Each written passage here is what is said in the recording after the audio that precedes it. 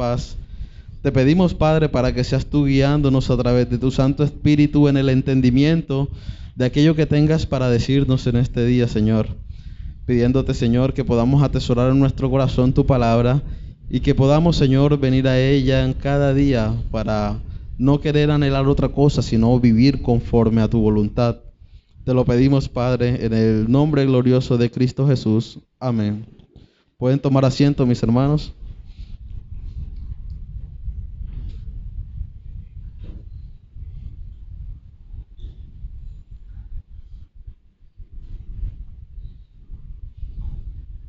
Y los invito a dirigirse al Evangelio de Mateo, capítulo 16, versículo 13.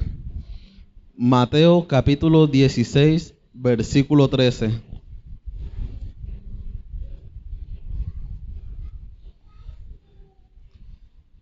Dice la palabra del Señor: viniendo Jesús a la región de Cesarea de Filipo, preguntó a sus discípulos diciendo: ¿quién dicen los hombres que es el Hijo del Hombre? Todos sabemos que el aprendizaje no es algo que se da de una forma inmediata. Todo proceso de aprendizaje lleva consigo un sinnúmero de momentos que deben ser agotados para, en una forma genuina, poder reconocer que se entiende algo. Por ejemplo, el niño primero debe conocer las vocales, luego las consonantes, después debe ser capaz de conectar una letra con la otra, para así de esta forma poder construir oraciones, formar palabras. De esta misma forma, mis hermanos, es en el camino de la fe. Cada paso dado es una construcción de un entendimiento mayor. Y aunque hoy nuestro conocimiento sea escaso, la verdad es que la vida cristiana y el entendimiento de Dios no va a determinar lo que hoy somos, ya que es un entendimiento que cada día debe ir construyéndose, cada día debe ir creciendo. Sea cual sea el resultado que hoy tengamos en nuestro conocimiento en la vida de piedad, no es el lugar el que estamos llamados a estar. No es este el último peldaño de nuestra fe. No es el lugar el que vamos a estar como meta. Sí, somos hoy mucho mejor que ayer, pero este no es el final. No somos todavía lo que debemos ser. Y esta realidad no es ignorada por nuestro Señor Jesucristo. De allí la razón por la que no pierde la oportunidad para enseñarle a sus discípulos que aunque las evaluaciones sean perdidas, esto no es otra cosa sino una oportunidad para poder ver nuestros defectos y la próxima vez salir mejor. No tienen entonces el propósito, la evaluación de mostrar lo incapaces que somos, sino en qué tenemos falencia para de esta forma poder seguir creciendo. Para esta exposición de hoy, mis hermanos, vamos a estar tomando como base esta porción de texto del Evangelio de Mateo, el capítulo 16, desde el versículo 13 hasta el versículo 15. Y para un correcto desarrollo de esta, permítame dividirla en 3 tópicos. Primero, vamos a estar viendo una pregunta, la pregunta que hace nuestro Señor Jesucristo a sus discípulos. Luego vamos a estar analizando la respuesta a esta pregunta. Y como el tercer punto, vamos a estar viendo una promesa amorosa que se nos es dada. Primer punto, una pregunta. Segundo, una gran respuesta. Y tercero, una promesa amorosa que se nos es dada. Bien, siguiendo este orden, pasemos de lleno al primer punto, y es la gran pregunta que hace nuestro Señor Jesucristo. Mateo capítulo 16, versículo 13. Dice: viendo Jesús a la región de Cesarea de Filipo, preguntó a sus discípulos diciendo: ¿quién dicen los hombres que es el Hijo del Hombre? El Señor conduce a sus discípulos hasta Cesarea de Filipo. Esto es un lugar fuera de los dominios de Herodes Antipas y entra en lo que son los predios del tetrarca Felipe. Recordemos que este se trata de el hermano de Herodes. Este lugar era muy reconocido en la antigua porque era un lugar muy hermoso, poseía los mejores paisajes. Era un lugar de donde se decía que nacía el río Jordán y a él se debía su belleza. También era caracterizado por ser un lugar muy religioso, ya que allí también se encontraban imponentes estatuas, imponentes monumentos, los cuales idolatraban. También habían numerosos templos con imágenes de dioses como Baal, dioses griegos. Era un lugar bastante religioso. El Señor Jesucristo entonces lleva a sus discípulos hasta este lugar para hacer dos preguntas que en realidad son una, pero que Él desea que sea estudiada detenidamente. Por eso, mis queridos hermanos, no hay pregunta más importante que podamos hacerlo en nuestra vida que esta que vamos a estar estudiando. Mateo capítulo 16, versículo 13, se nos hace la pregunta: ¿quién dicen los hombres que es el Hijo del Hombre? De esta pregunta debemos resaltar, entre otras cosas, que en una forma directa no está dirigida a los discípulos. No se le está preguntando directamente a los discípulos qué piensan ellos, sino qué dicen los hombres que es el Hijo del Hombre. ¿Qué dice la sociedad de Jesucristo en medio de la gran diversidad religiosa? Y quiero que lleve en este momento el contexto que les presentaba. Están en un lugar muy religioso con numerosos templos, con diversidad de religiones, con varios dioses. Él les pregunta: ¿qué dice la sociedad esta en medio de esta religiosidad que está viviendo? ¿Quién soy yo? Y créame que no hay pregunta más determinante para una nación que esta: ¿quién es el Señor para ella? Ahora, ante esto, los discípulos responden. Mateo capítulo 16, versículo 14. Ellos dijeron: unos Juan el Bautista, otros Elías y otros Jeremías o alguno de los profetas. Lo primero que describen es que dicen que el Hijo del Hombre es Juan el Bautista. Está claro entonces que para este tiempo no solamente Herodes era el que creía que Juan el Bautista había resucitado y que habría de una forma mística entrado en Jesús. De hecho, algunos afirmaban que en ese momento Jesús estaba haciendo el cumplimiento de la profecía que presentó en su momento Isaías. Recuerden Isaías capítulo 40, versículo 3. Isaías capítulo 40, versículo 3 dice: voz que clama en el desierto, preparad camino a Jehová, enderezad calzada en la soledad a nuestro Dios. La sociedad decía: él es Juan el Bautista, el poderoso Juan que regresó para abrir camino hasta la llegada del Mesías, que él era el que iba a enderezar los caminos hasta que apareciera el Mesías. Ahora, otros decían que era Elías. Para el pueblo de Israel, Elías es uno de los más grandes profetas. No existía otro profeta más grande que Elías. De hecho, note cómo lo presenta Malaquías capítulo 4, versículo 5. Malaquías capítulo 4, versículo 5. Dice: he aquí, yo os envío al profeta Elías antes que venga el día de Jehová, grande y terrible.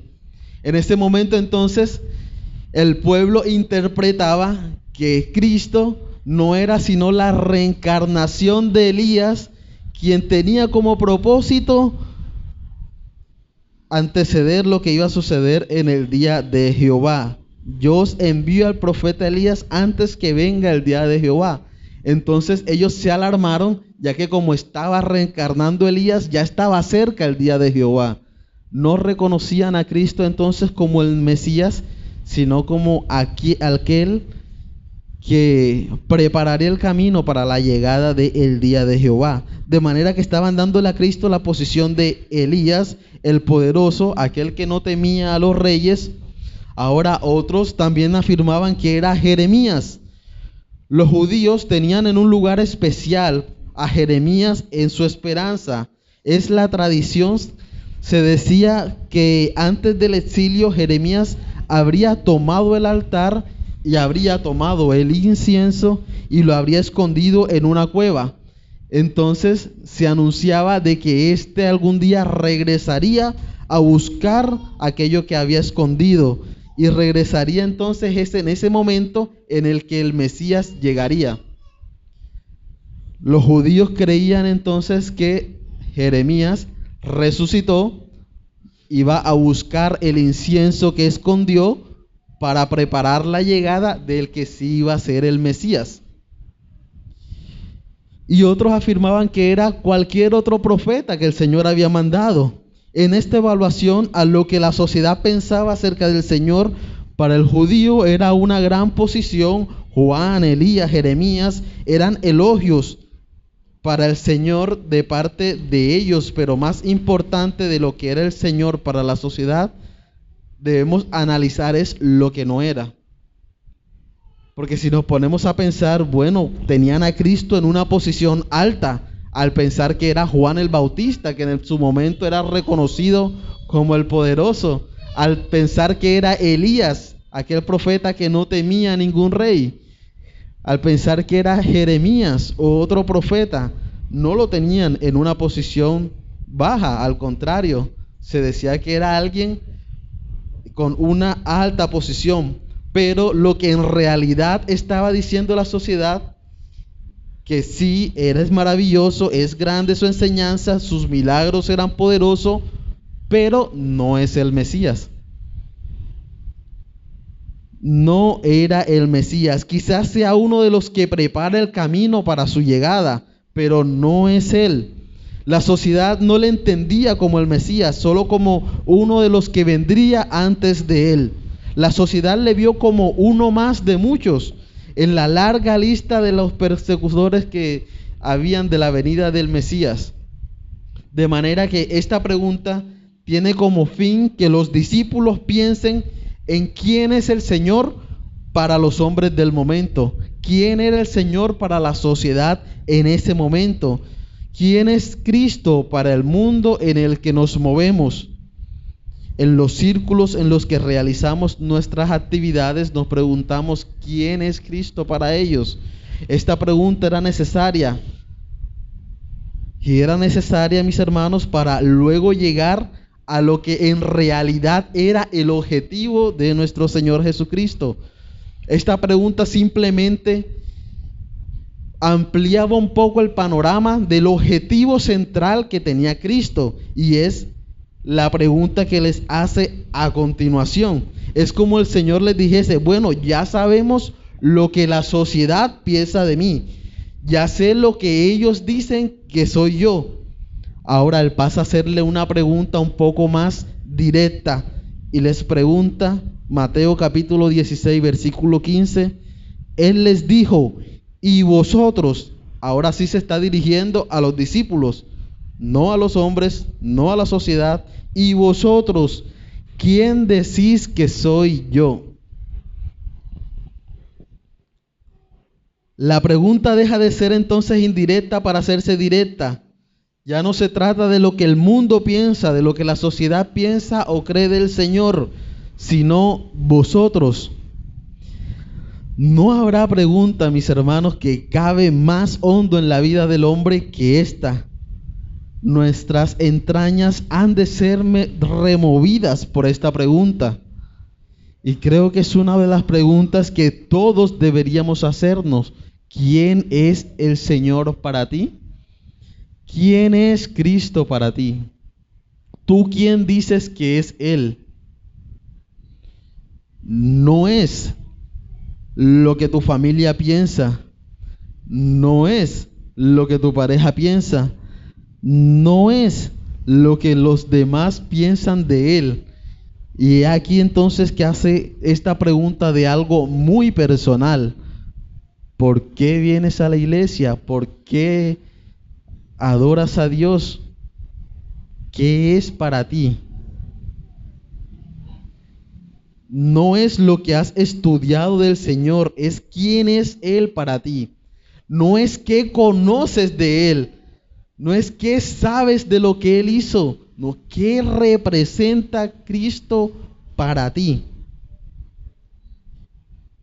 No es lo que has escuchado del Señor o lo que lees en la Biblia de Él. ¿Quién es Él en tu vida? Es una pregunta directa. Y créame que me encantaría detenerme en esta pregunta y no seguir, no decir más, solo guardar silencio para que lo último que escuche tu corazón sea esto: ¿quién es Él para ti? Y ante esta interrogante, todo lo anterior definitivamente palidece, porque quiero decirte, mi hermano, que tu vida misma va a depender de la respuesta que des ante esta pregunta. Tu vida misma dependerá de la respuesta que tu corazón arroje ante esta pregunta. Podrás trabajar, disfrutar la vida, tener hijos, realizarte profesionalmente, cosechar los frutos de aquella profesión que tuviste, cosechar los frutos de aquel esfuerzo que hiciste, pero tarde o temprano tendrás que enfrentarte a esta pregunta: ¿quién es Él para ti? Podrás tapar tus oídos y pretender que no pasa nada, que puedes seguir viviendo dándole la espalda a Dios, y de hecho se te concederá un tiempo, pero un día solo quedarás frente a esta pregunta y no habrá lugar donde te escondas. No habrá argumento ni justificación alguna que te sirva para evadirla. Un día se evidenciará la respuesta de todos los hombres ante esta pregunta. Puedes ignorarlo, al igual que el mundo, pensar que se trata de una locura. Pero cuando te halles en ese día y se te haga esta pregunta, ¿qué va a responder tu corazón? Y créame, mi hermano, que no me gustaría que siguieras tu vida sin detenerte y pensar en ello. Tendrás claro muchas cosas de tu vida, lo que esperas estudiar, lo que esperas trabajar, en lo que vas a invertir tu dinero, lo que quieres con tus hijos, cómo los vas a criar. Pero si no has pensado en esto, toda tu vida se encuentra en una terrible dilatación del juicio. No has pensado en lo más importante: ¿quién es Él para ti? Todas esas cosas que mencionamos anteriormente se acabarán, perecerán, pero ante esta pregunta te hallarás. Y solo queda el silencio que reclama una respuesta, silencio que anuncia que no hay donde esconderse. ¿Quién es Cristo para ti? Es la pregunta que nos hace nuestro Señor Jesucristo. Teniendo entonces en cuenta esta pregunta y lo relevante que es para nosotros como creyentes, pasemos a ver la respuesta que nos muestra el Evangelio de Mateo, capítulo 16, el versículo 16 dice: respondiendo Simón Pedro, dijo: tú eres el Cristo, el Hijo del Dios viviente. Pedro entendió que se trataba de una pregunta que necesitaba ser contestada de inmediato. Pedro entendió que se trataba de una pregunta que se debía contestar personalmente, que no era una pregunta en la cual debían meditar todos los discípulos o debatir y llegar al final a un solo argumento. Pedro, el impulsivo Pedro, entendió que era algo personal, por eso toma la delantera y él responde: tú eres el Cristo, el Hijo del Dios viviente. Pedro muestra lo que hay en su corazón. Es una pregunta de carácter personal, puesto que no habrá persona alguna que la conteste por ti. No puedes refugiarte en el criterio de otro. No estamos preguntando qué es Él para ti, quién es Él para otros. No puedes decir: estoy de acuerdo con el pastor. Sí, yo estoy de acuerdo con él, para mí también es eso. No, va a ser una pregunta de carácter personal. No vas a decir que apoyas la fe de tu hermano o responder lo mismo que dijo el otro, eso mismo pienso yo. No, mi hermano. Con la mayor de las convicciones, Pedro dijo: tú eres el Cristo, el Hijo del Dios viviente.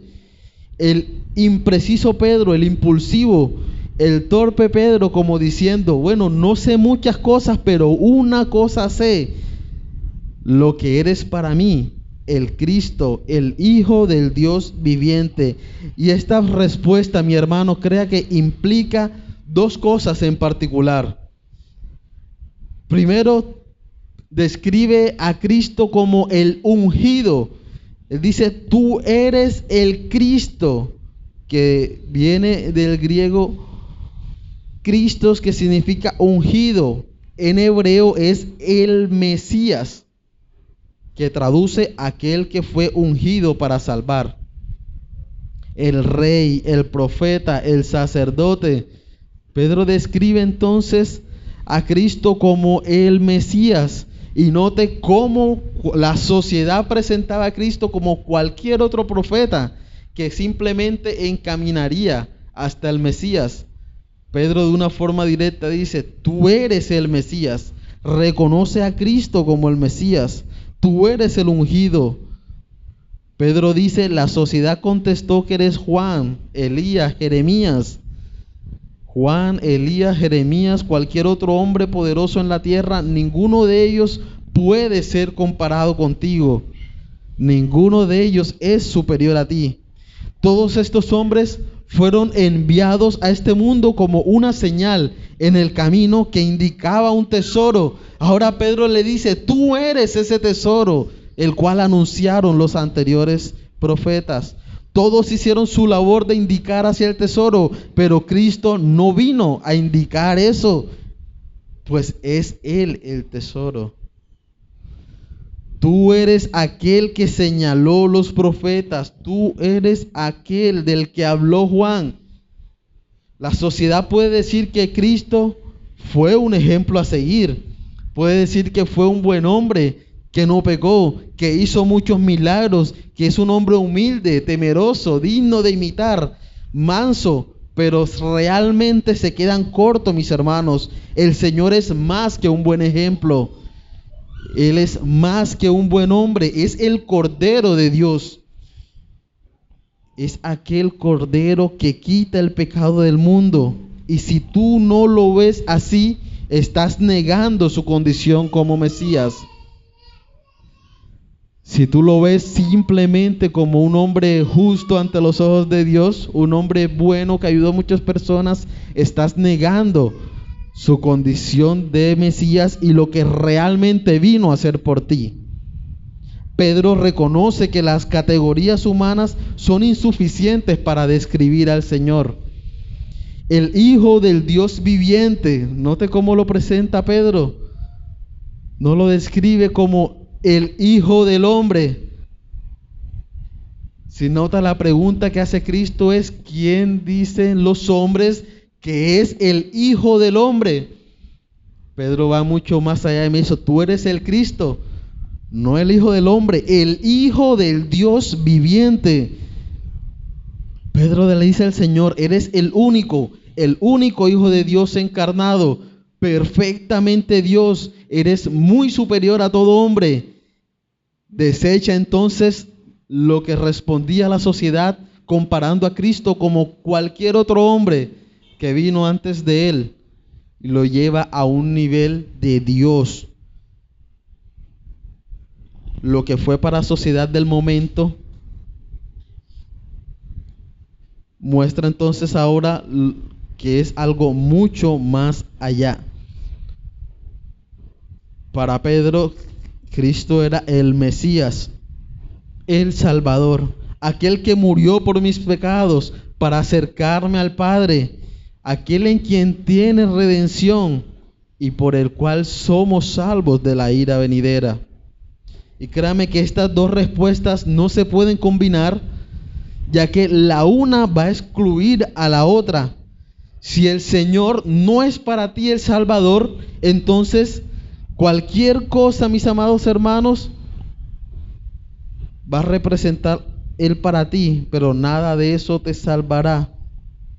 Y debemos meditar en este punto: cuán cercanos podemos estar al conocimiento del Señor en un sentido teológico, en un sentido cristológico, pero lejos de verlo como una misión salvífica. Incluso podemos caer en el intelectualismo de conocer toda la cristología, conocer cada una de las obras de Cristo, reconocerlo como aquel hombre justo, aquel hombre que no conoció pecado, pero negar su carácter salvador, igual como lo hizo la sociedad en ese momento. Sí, es un hombre bueno, pero él no es el Mesías. Pedro le llama el Salvador. Ahora, después de esta respuesta, Cristo pasa a ser una de las más grandes promesas, una de las más gloriosas promesas que se nos ha regalado. Mateo capítulo 16, versículo 17. Y con esto paso al tercer punto. Ya vimos la pregunta, vimos esa grandiosa respuesta. Ahora veamos esa promesa amorosa. Dice, entonces le respondió Jesús, después de hacer la pregunta, ¿quién dice vosotros que soy yo? Pedro responde, tú eres el Cristo, el Hijo del Dios viviente. Ahora, ante esta respuesta de Pedro, Cristo le dice, bienaventurado eres, Simón, hijo de Jonás, porque no te lo reveló carne ni sangre, sino mi Padre que está en los cielos. Lo primero que encontramos en esta promesa es el elogio del Señor. Cristo inicia su respuesta elogiando a Pedro. Bienaventurado eres, Simón, eres bendito, gozoso, no porque llegó a esa conclusión, no porque después de años de estudio él entendió que Cristo era el Mesías, no, porque lo reconoció no intelectualmente, sino porque se lo había revelado Dios. Porque se le había bendecido con la revelación especial. Así como lo describe Juan en el Evangelio de Juan, capítulo 6, versículo 44. Juan, capítulo 6, versículo 44, dice, ninguno puede venir a mí si el Padre que me envió no le trajera. Ninguno puede afirmar que Cristo es el Hijo del Dios viviente si el Padre no se lo revelase. Bendecido eres, Pedro, porque el Padre te ha iluminado. Cuán bendecidos somos todos los que adoramos al Señor, los que entendemos su obra, los que nos humillamos ante el reconocimiento de nuestro pecado y los que nos aferramos a su gracia para ser salvos. Pedro fue bendecido, pues a la verdad que llegó, la verdad que latía en su corazón, fue puesta allí por el eterno Padre Celestial. Y podemos afirmar algo, mis hermanos, y esto, lejos de humillar al hombre, es realmente una razón para alabar a Dios, pues en nuestras propias fuerzas no podríamos hacer este reconocimiento. El hombre, por su condición de pecado, se sentía tan cómodo en esa condición de pecado que jamás hubiese podido, por sus propios medios, reconocer a Cristo como el Salvador. ¿Por qué? Porque no necesitaba que lo salvaran. El hombre estaba confiado de que no necesitaba ser salvado. Él no había hecho nada. Estaba cómodo en su condición de muerte espiritual.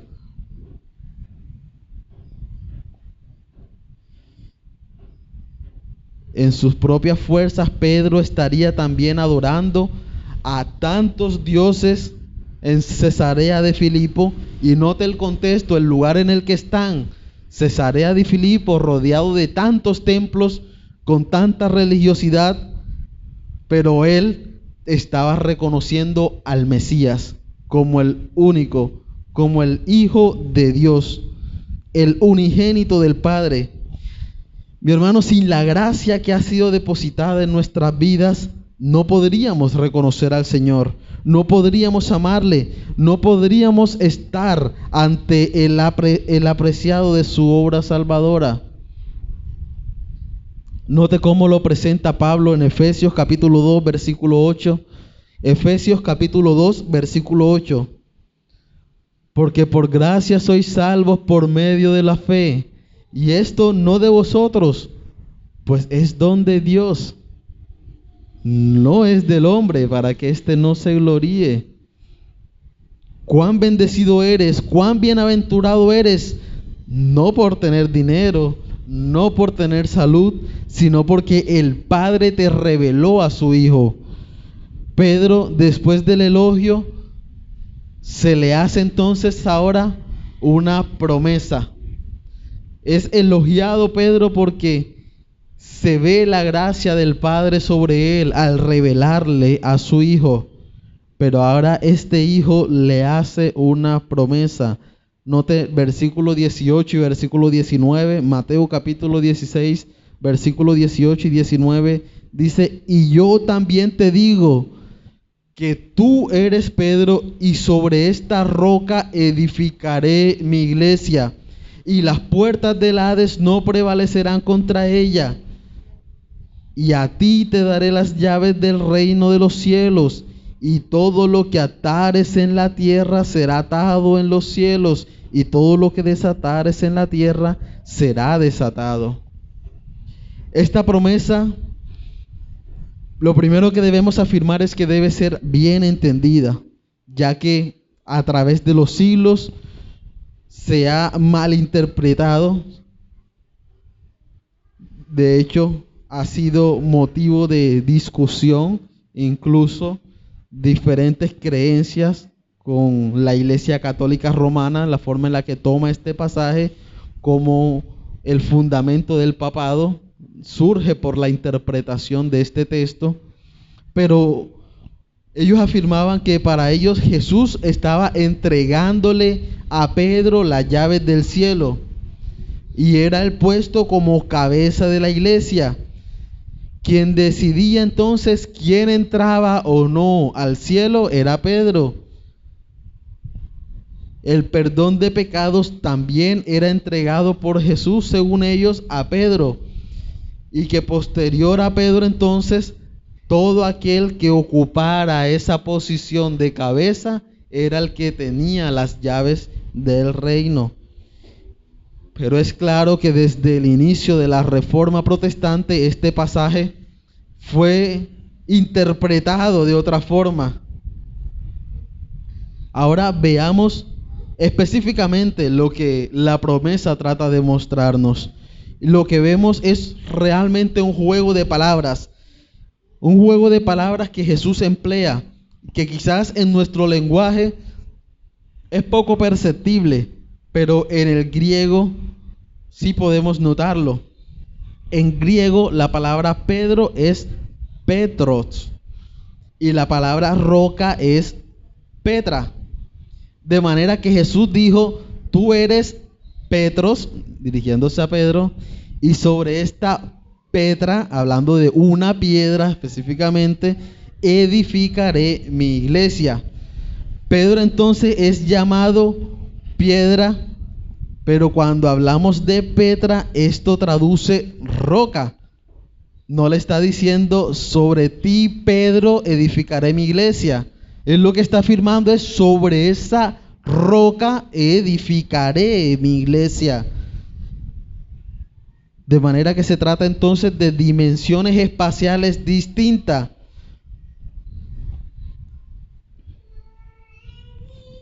Aunque son palabras que proceden de una misma raíz de gramatical, su significado es completamente distinto. Por lo tanto, Jesús no quiere decir que el fundamento de la iglesia es Pedro, pues para esto él fuera dicho: y tú eres Pedro, y sobre ti edificaré mi iglesia.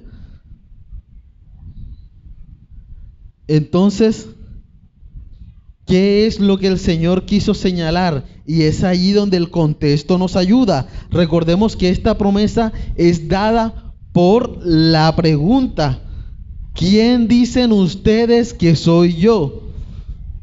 Pedro contesta: tú eres el Cristo, el Hijo del Dios viviente. Ahora el Señor le dice: Pedro, sobre esa roca edificaré mi iglesia. ¿Cuál es la roca? Esa afirmación que acababa de realizar Pedro. Pedro le dice: tú eres el Cristo, el Hijo del Dios viviente.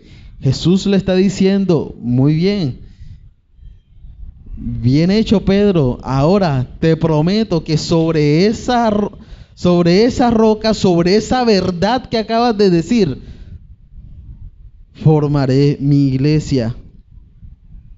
Esa gloriosa verdad que se te ha concedido conocer por mi Padre es el fundamento sólido en el que descansa la iglesia.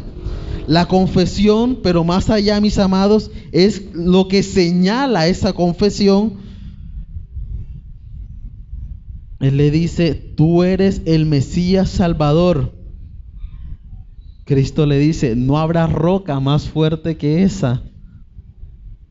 Y vamos a notar cómo diferentes textos del Nuevo Testamento van a apoyar esto que Cristo dio a entender como el fundamento de lo que sería la iglesia. Cristo entonces señala ante esta respuesta una maravillosa promesa, y es que Él edificará su iglesia sobre esa roca. ¿Cuál es la roca? Notemos cómo lo presentan otros textos. Hechos capítulo 4, versículo 11. Hechos capítulo 4, versículo 11.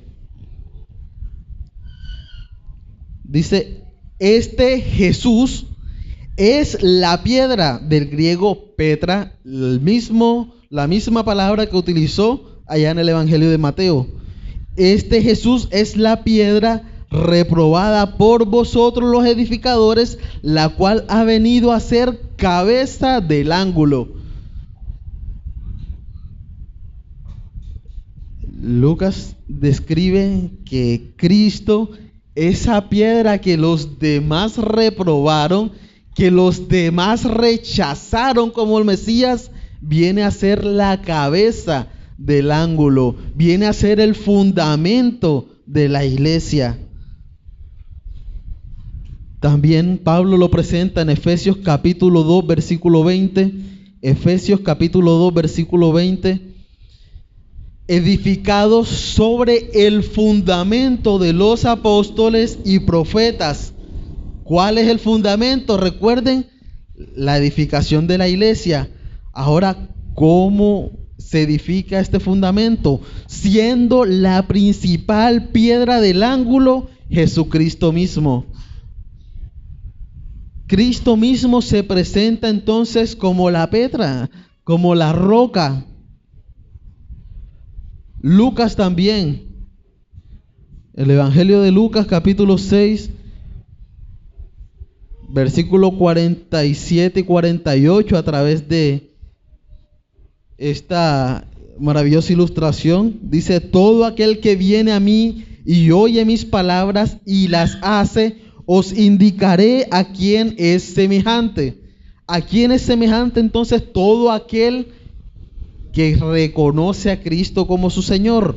Es semejante al hombre que al edificar una casa cavó y ahondó y puso el fundamento sobre la roca.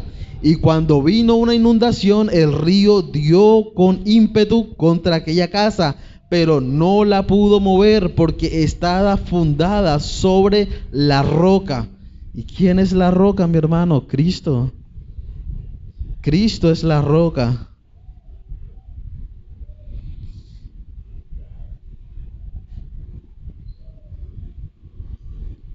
Ahora, si necesita más evidencia que realmente Cristo no se estaba refiriendo a Pedro como cabeza de la iglesia, no se estaba refiriendo a Pedro como poseedor de las llaves del cielo como el fundamento. Note cómo lo presenta Pablo, Primera de los Corintios capítulo 3 versículo 11. Primera de los Corintios capítulo 3 versículo 11. Dice Pablo, porque nadie puede poner otro fundamento que el que está puesto, el cual es Jesucristo. Pablo le dice a los corintios, no puede haber otra roca, no habrá otro fundamento, no habrá otra base que la que ya está establecida, Jesucristo.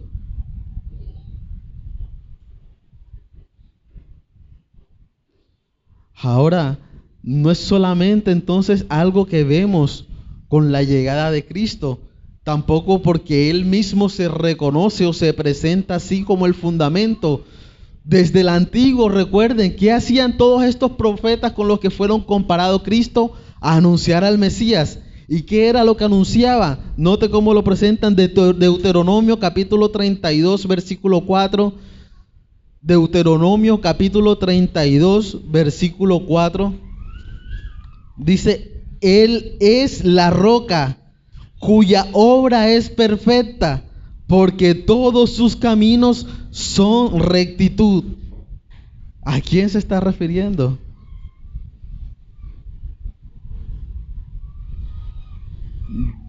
Dios de verdad y sin ninguna iniquidad en Él es justo y recto.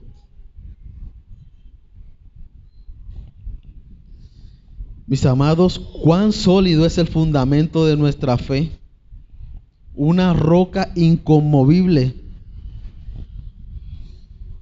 Cristo le dice, yo también te digo que tú eres Pedro y sobre esta roca edificaré mi iglesia.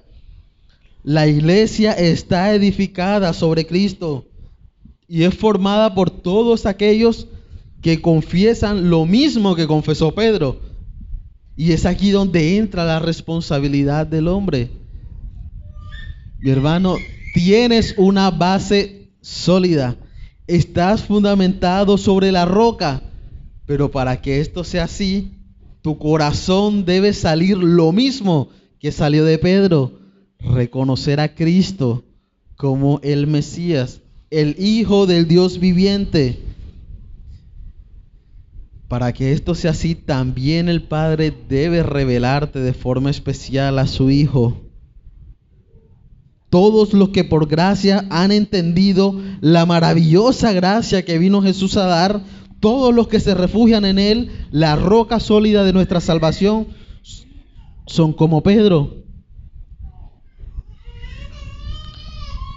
Es incluso el mismo Pedro tratando de ir mucho más allá y dejando de lado entonces esa idea de Él como la roca.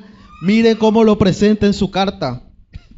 Primera de Pedro capítulo 2, versículo 5.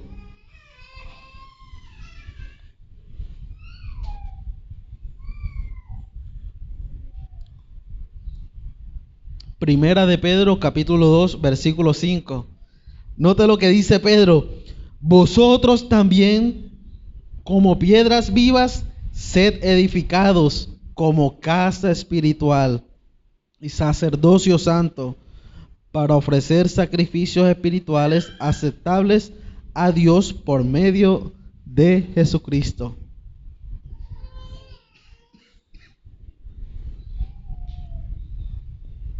Pedro entonces se sale de ese problema diciendo, Cristo es la roca, Él es la base de la iglesia, pero ahora todos los que hacen parte de la iglesia también son como pequeñas piedras vivas que se encargarán de mantener la iglesia. Pedro entonces suelta las llaves y se las entrega a la iglesia. No, todos ustedes son como piedras vivas. En medio de Cesarea de Filipo, Pedro entonces presenta por pura gracia la respuesta más gloriosa que lleva a Jesús a dar la hermosa promesa. Él edificaría la iglesia. Él es el edificador. Pero ese edificio llamado iglesia solo está formado por los que junto a Pedro le han visto como el Mesías, le han visto como el unigénito del Padre, solo por aquellos que lo han reconocido como el Salvador. Por eso, mi hermano, la invitación es a que medites quién es Él para ti, que puedas entender qué representa Él para ti, no lo que sabes de Él, no lo que es para otros, no lo que conoces, quién es Él en tu vida. ¿Lo reconoces como el Mesías? ¿Lo reconoces como el Hijo de Dios viviente?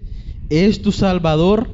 Pues hay una maravillosa promesa para ti, que Él edificará su iglesia, pues Él es la base, Él es el fundamento, no hay otra.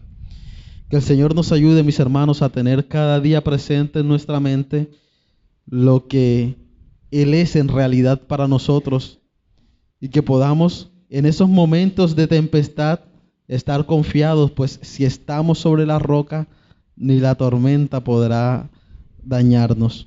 Oremos, mis hermanos. Bendito Dios y buen Padre, te damos gracias, Señor, por tu palabra, y ante ella no podemos sino venir a ti pidiéndote perdón, Señor, porque muchas ocasiones hemos desprestigiado, Señor, lo que eres, desprestigiado, Señor, tu obra. Le hemos quitado, restado valor a aquel sacrificio, Señor. Olvidamos el objetivo por el cual fuiste encarnado. No estimaste, Señor, el ser igual a Dios como cosa que aferraste, sino que te despojaste, te hiciste obediente, Señor, hasta la muerte para poder salvarnos del pecado. Por eso te damos gracias, Señor, y te pedimos para que nos ayudes a que podamos reconocer cada día, Señor, esa maravillosa obra, poder reconocerte como nuestro Salvador, y que podamos, Señor, cada día entonces humillarnos a nosotros como pecadores, incapaces de poder alcanzar esto por nuestros propios medios. Por eso te rogamos, Padre, para que sea tu palabra en todo momento viva y eficaz, y que nuestro corazón tenga presente siempre esa gloriosa promesa de que tú edificarás tu iglesia, Señor, que tú seguirás santificándonos en tu verdad, Padre. Por eso te pedimos que seas tú guiándonos en ella, que sea tu palabra la lumbrera en todo momento de nuestro camino, y que podamos, Señor, igual que Pedro, al estar frente a esta gran pregunta, decir: tú eres el Cristo, el Hijo del Dios viviente. No pensar en ese momento lo que tenemos, las cosas materiales o lo que podemos perder, sino reconocer que en ti lo hemos tenido todo. Te lo pedimos, Señor, en el nombre glorioso de Cristo Jesús. Amén. Amén.